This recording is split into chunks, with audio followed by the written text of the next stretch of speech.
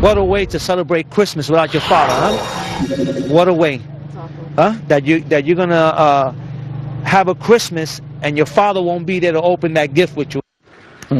Well, family and friends of murdered NYPD officer Rafael Ramos absolutely heartbroken. Now, Ramos shot to death along with his partner by a man who proclaimed on social media that he wanted to kill pigs. Put wings on them. Yep, the Ramos family holding a candlelight vigil for the fallen policeman last night.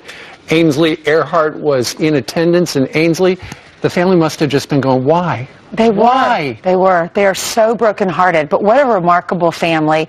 I had an opportunity to talk to several of them yesterday, and a lot of the family and friends that grew up in that neighborhood. They said he is a devout Catholic. He's a born-again Christian, very involved in this church. The priest was there who has helped him with that journey along the way. And didn't he almost become a chaplain? He wanted to become part of the clergy within the police department, and maybe a chaplain as well. But everyone said that was his goal, and that's what he was aiming for. He also had a dream as a child to become a police officer. His grandmother, when she found out the news, the lady who raised him, she was rushed to the hospital. She's still in the hospital because she's so upset.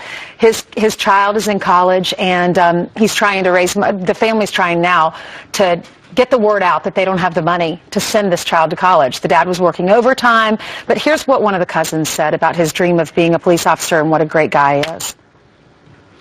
My cousin was had a couple of priorities in his life. One is God, because he was a God-loving man. He was a full-blown Christian. He loved his job. He loved his wife. He was a dedicated father.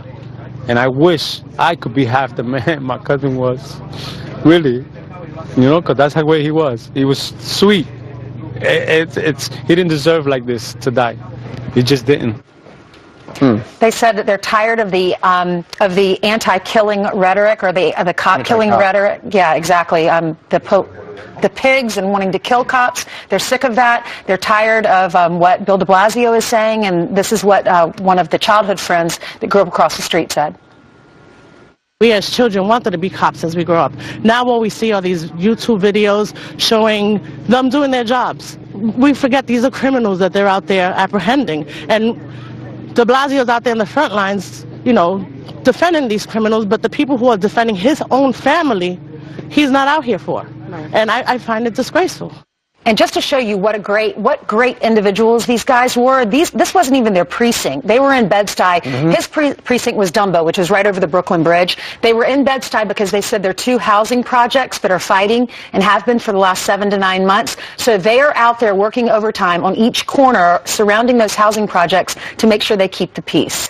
And then he's killed as a result. And a guy comes up from Baltimore and shoots them both using an app to locate them that anyone can get on their iPhone. Exactly. The family says they have forgiven the killer because that's what he would have done and that's what he would have wanted them to do. Gosh, and that Facebook post from his son was absolutely heartbreaking. Saying, "Rest in peace, Dad. We will miss you, and you've been with me every single day, every step of the way." The worst Christmas ever for that family. All right, Keep Ainsley, them in your thank you prayers. very much. Sure.